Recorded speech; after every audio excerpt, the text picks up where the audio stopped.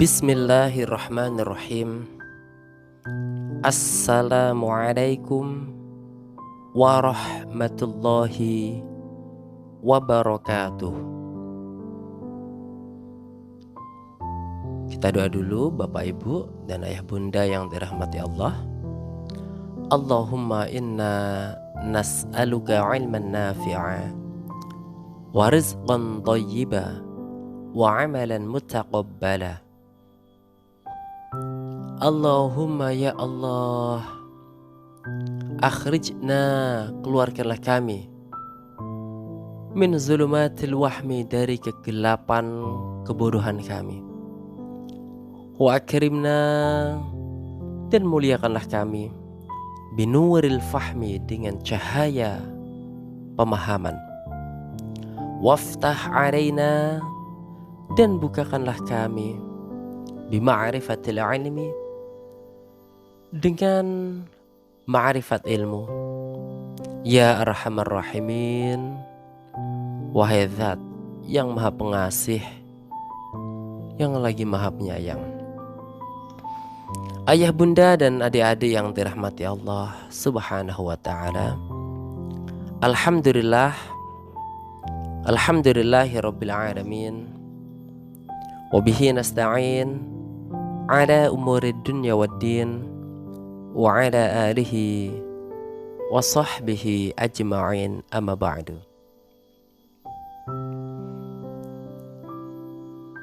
Di video ke-20 ini kita akan mendengarkan sebuah cerita, sebuah kisah tentang duta Quraisy. Duta itu utusan, duta Quraisy yang tercenung itu takjub ketika berada di hadapan Rasulullah sallallahu alaihi wasallam.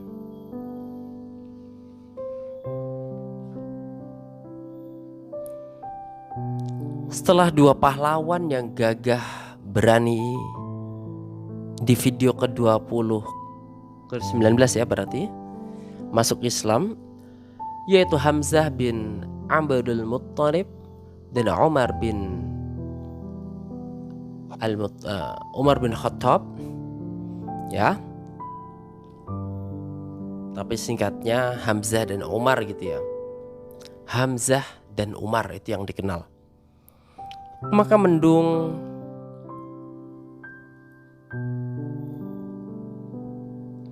serasa menggelantung, dan orang-orang musyrik kerepotan mencari bentuk penyiksaan dan tekanan terhadap orang-orang muslim. Mereka berusaha mengajukan berbagai macam penawaran kepada Rasulullah sallallahu alaihi wasallam yang memungkinkan bisa diajukan dengan satu tujuan, menghentikan dakwah. Mereka tidak sadar apapun yang sudah mendapat siraman sinar matahari tak akan lagi ada artinya sehelai sayap nyamuk di hadapan dakwah beliau. Tidak heran jika kemudian mereka gagal mencapai apa yang mereka harapkan. Ibnu Ishaq menuturkan, aku diberitahu Yazid bin Ziyad dari Muhammad bin Ka'ab al-Qurazi. Dia berkata, suatu hari Utbah bin Rabi'ah yang termasuk pemuka Quraisy berada di tengah-tengah sekumpulan orang-orang Quraisy. Sementara pada waktu yang sama Rasulullah SAW sedang duduk di Masjidil Haram sendirian. Utbah berkata, wahai orang-orang Quraisy, bagaimana jika ku hampiri Muhammad, berembuk dengannya, dan kutawarkan satu dua hal. Siapa tahu dia mau menerima sebagian di antaranya. Lalu kita berikan kepadanya apa yang dia maui dan dia tidak mengganggu kita lagi. Hal ini terjadi setelah Hamzah masuk Islam dan mereka melihat pengikut Rasulullah SAW semakin lama semakin bertambah banyak. Bagus itu, wahai Abul Walid, hampirilah dan ajaklah dia berembuk, kata mereka. Maka Utbah menghampiri beliau dan duduk di hadapan beliau. Lalu berkata, wahai anak saudaraku, engkau termasuk golongan kami dari segi keluarga dan keturunan. Aku juga tahu kedudukanmu. Engkau telah membawa satu urusan yang besar kepada kaummu, yang dengan urusan itu engkau memecah belah persatuan mereka, membodohkan harapan-harapan mereka, mencela sesembahan,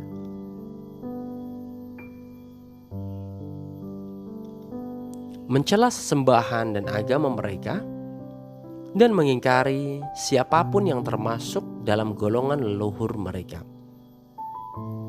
Sekarang, dengarkanlah, aku akan menawarkan beberapa hal kepadamu, dan engkau bisa memeriksanya. Siapa tahu engkau mau menerima sebagian di antaranya. Beliau bersabda, katakanlah wahai Abul Walid, biar ku dengarkan. Wahai anak saudaraku, jika engkau menginginkan harta kekayaan sebagai pengganti dari apa yang engkau bawa ini, maka kami siap menghimpun harta kami untuk diserahkan kepadamu, sehingga engkau menjadi orang yang paling kaya di antara kami. Jika engkau menginginkan kedudukan, maka kami akan mengangkatmu sebagai pemimpin kami, dan kami tidak akan menyisakannya bagi orang selain dirimu. Jika engkau menginginkan kerajaan, maka kami akan mengangkatmu sebagai raja kami. Jika engkau tertimpa penyakit yang tidak bisa engkau obati sendiri, maka kami carikan obat bagimu, dan kami juga siap mengeluarkan biaya hingga engkau sembuh. Terlalu mudah bagi pelayan kami mencari seseorang yang bisa mengobati. Dalam lafaz lain disebutkan, tatkala Utbah selesai bicara dan Rasulullah SAW mendengarkannya, maka beliau bertanya, apakah engkau sudah selesai bicara, wahai Abul Walid? Iya, jawab Utbah yang juga biasa dipanggil Abul Walid. Sekarang ganti, dengarkan ucapanku, akan kulakukan, katanya. Beliau Rasulullah bersabda, Bismillahirrahmanirrahim. Lalu beliau membaca Quran surat Fussilat ayat 1 sampai 5. A'udzubillahi minasyaitonirrajim. Hamim. Tanzilun minarrahmanirrahim. Hamim, diturunkan dari yang maha pemurah lagi maha penyayang. Kitabun fussilat ayatuhu Qur'anan Arabiyan liqaumin ya'lamun. Kitab yang dijelaskan ayat-ayatnya, yakni bacaan dalam bahasa Arab untuk kaum yang mengetahui. Basyiran, yang membawa berita gembira, wa nadhiran, dan yang membawa peringatan. Fa'a'radu aktsaruhum, tapi kebanyakan mereka berpaling daripadanya. Fahum la yasma'un, maka mereka tidak mau mendengarkan. Wa qalu, mereka berkata, qulubuna fi akinnatin mimma tad'una ilaihi. Hati kami berada dalam tutupan yang menutupi apa yang kamu seru kepada kami. Apa yang kamu seru kami kepadanya. Fussilat ayat 1 sampai 5. Ayah bunda dan adik-adik yang dirahmati Allah, beliau Rasulullah terus membaca dengan bertumpu pada kedua tangannya yang diletakkan di belakang punggungnya. Ayat sajadah.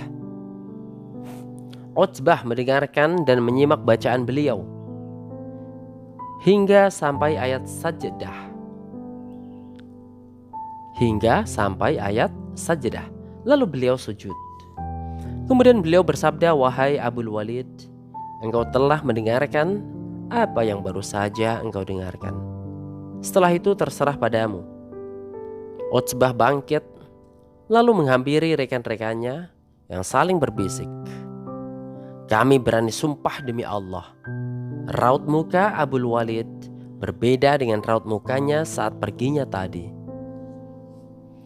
"Apa yang tadi terjadi denganmu, wahai Abul Walid?" tanya mereka setelah dia bergabung dengan mereka.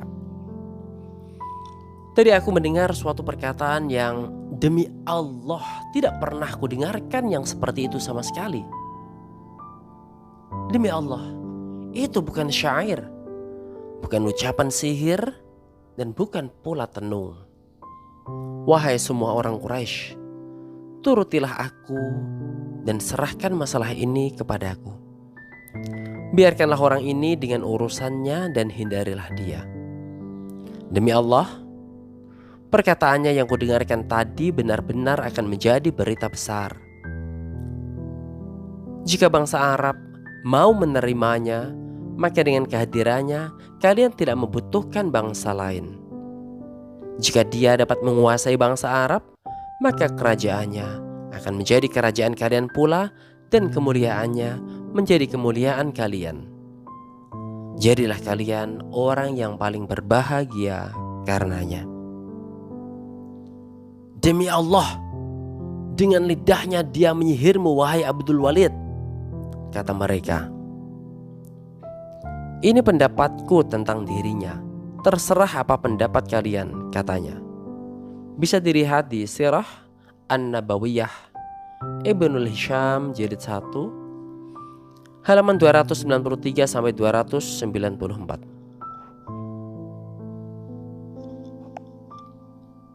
Abu Thalib mengumpulkan Bani Hashim dan Bani Abdul Muttalib.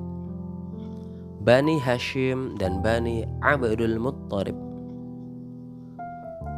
Perjalanan, situasi, dan kondisi telah banyak yang berubah.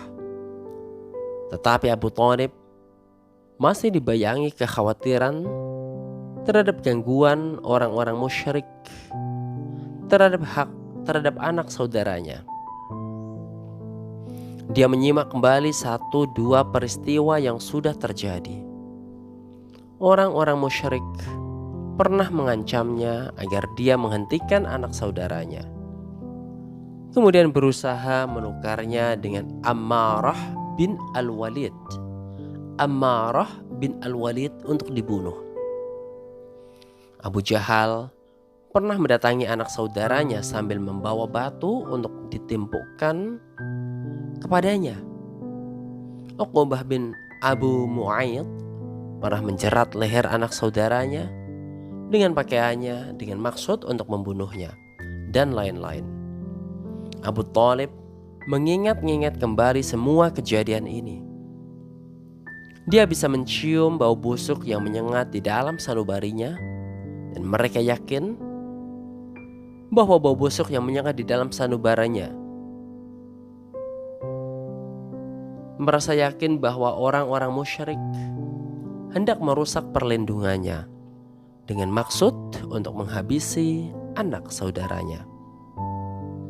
Hamzah atau Umar atau siapapun tentu tak akan sanggup menghalangi orang-orang musyrik itu. Abu Thalib merasa yakin dengan hal itu, bahwa mereka telah sepakat untuk membunuh Rasulullah SAW secara terang-terangan. Kesepakatan mereka itu juga telah disyaratkan di dalam firman Allah, Quran Surat Az-Zukhruf ayat 79. A'udzu billahi minasyaitonir rajim. Am abramu amran fa inna mubrimun. Bahkan mereka telah menetapkan satu tipu daya jahat. Maka sesungguhnya kami menetapkan pula. Nah, lalu apa yang akan dilakukan Abu Thalib? Dia berdiri di tengah anggota keluarganya dari Bani Hashim dan Bani Abdul Muttalib dan Abdi Manaf, meminta kesediaan mereka untuk melindungi anak saudaranya. Ternyata mereka menyanggupinya, yang kafir maupun yang muslim, sebagai langkah untuk menjaga kekerabatan. Yang tidak bergabung dalam kesediaan ini adalah saudaranya Abu Lahab. Dia memisahkan diri dari mereka dan bergabung bersama orang-orang Quraisy lainnya. Ayah, bunda, dan adik-adik yang dirahmati Allah Subhanahu wa ta'ala, demikianlah kisah percakapan antara Abul Walid dengan Nabi kita Muhammad sallallahu alaihi wasallam. Siapakah Abul Walid tadi? Abul Walid adalah Utsbah.